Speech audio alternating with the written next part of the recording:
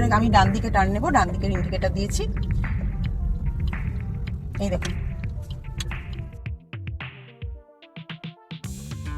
ডান দিকের টার্নিংটা হলো। এবারে দেখুন আবার বাঁ দিকে টার্ন আছে, হ্যাঁ বাঁ দিকের এই যে সাইকেল নিয়ে যেটা আমি বলছিলাম, ঠিক আছে। দেখুন কত সরু গলি, তো এখানে কিন্তু হর্ন দেবেন। আবার ডান দিকে টার্ন,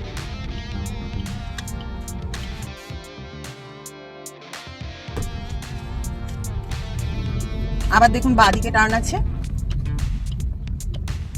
এখন ফার্স্ট গিয়ারে রেখেছি কারণ এইসব গলিতে কিন্তু ওই 5, 7, 10-এর বেশি কোনো মতেই স্পিড রাখা যাবে না। দেখুন এটা যথেষ্ট একটা শার্প টার্ন ছিল।